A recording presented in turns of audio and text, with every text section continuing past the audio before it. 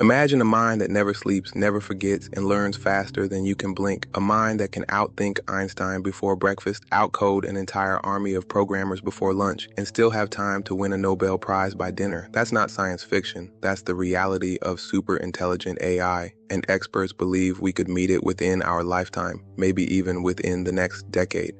Artificial intelligence has been accelerating like a rocket. What started as chatbots and image generators is quickly becoming something far more dangerous and far more powerful. Geoffrey Hinton, once a pioneer at Google and often called the godfather of AI, stepped down in part so he could speak openly about the risks. His warning is stark. Once artificial intelligence surpasses human intelligence, it may no longer listen to us. Think of it this way. When was the last time you asked a squirrel for advice? That's the kind of gap we may be facing. The first signs of superintelligence won't be world-ending robots.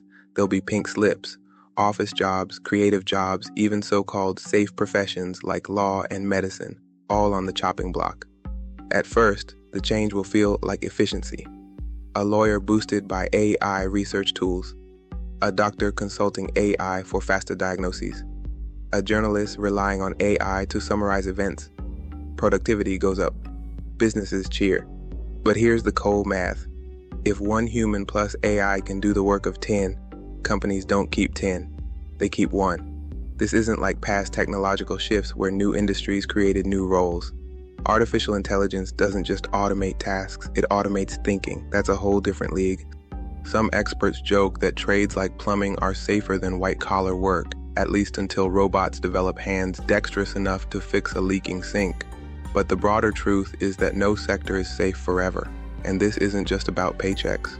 Work gives us identity, purpose, community. Strip that away from millions, even billions, and you reshape society itself. Imagine a world where universal basic income keeps people alive, but without work, they lose meaning. A world of empty factories, shuttered newsrooms, deserted office towers. The ripple effect will reach politics, culture, even mental health. Because when humans no longer have work to do, the question becomes, what are we for? And it won't arrive with a big red warning sign. It'll slide into our world quietly, hidden in updates, embedded in services, woven into apps. One day it's an assistant, the next day it's an expert, and the day after that it's running hundreds of copies of itself in parallel, thinking thousands of times faster than you can comprehend. By the time governments and regulators respond, it will already be moving on to the next stage. The tiger cub of today's AI, playful, even useful, is destined to grow. And when it does, there may be no cage strong enough to hold it. We aren't ready. And if you think the danger is just losing your job, buckle up. That's only the first domino. Losing jobs is one thing, losing truth is another. The danger isn't just that AI will outperform us. It's that it may deceive us. Today's systems already hallucinate, spitting out false information with perfect confidence. Tomorrow's superintelligence won't just make mistakes. It could lie, not clumsily like a kid caught stealing cookies, convincingly, flawlessly. Imagine an AI that tells regulators exactly what they want to hear, passes every safety check, then quietly does something else in the background. The same technology can also destabilize society. Deepfakes that are indistinguishable from reality. Propaganda campaigns so tailored that every single person sees a different version of truth. Imagine your social media feed not just nudging your opinion, but rewriting your worldview.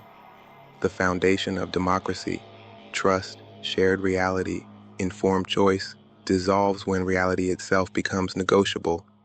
And here's the kicker, a superintelligence doesn't need to overthrow governments with violence, it can erode them with whispers. Make people doubt elections, institutions, each other, divide, distract, destabilize, until society fractures under the weight of its own confusion, all without a single shot fired. But deception is only half the story, because artificial intelligence won't just live in servers, it will shape the physical world too. Autonomous weapons are already here, drones that select and attack targets without human command. They're fast, efficient, and terrifyingly cheap, but superintelligence could make them unstoppable. Imagine swarms of machines adapting in real time, sharing strategies instantly. The human role shrinks to watching helplessly as the machines fight wars faster than we can think. And it's not just bombs and drones. AI's knowledge can extend into biology. A motivated actor with access to an advanced system could design pathogens, viruses more lethal, more contagious than anything nature has produced. What once required billion-dollar labs could become possible in a bedroom with the right prompts. The tools for mass destruction democratized. Think about that. The worst threats of the 20th century, nuclear weapons, biowarfare, at least had barriers: resources, expertise, secrecy. Superintelligence erases those barriers. It lowers the cost of catastrophe. It makes apocalypse scalable. But why are we rushing toward this future? Because we're in a race.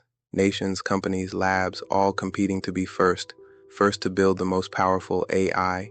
First to unlock the profits. First to seize the strategic advantage. History shows what happens in arms races. Safety takes a back seat. In the Cold War, we stockpiled nuclear weapons without fully considering how close we were to annihilation. But at least nukes had one clear function: destruction. AI is different. It's not a weapon, it's a mind that can innovate, persuade, strategize, outmaneuver. Whoever builds it first won't just have a tool, they'll have leverage over the entire world. And so secrecy dominates, transparency vanishes, governments hesitate, companies push forward, caution feels like falling behind, cooperation feels like surrender. It's a race with no referee, no brakes, and a finish line we can't even see. So here we are, the tiger cub is growing, the race is accelerating, the risks are multiplying, and the question is simple: can we make it safe? Some experts believe alignment is possible, that with enough foresight, we can design values into the system, bind it to human goals. Others believe that once intelligence surpasses us, control is an illusion. After all, how do you control something smarter than you in every possible way? But the story isn't finished.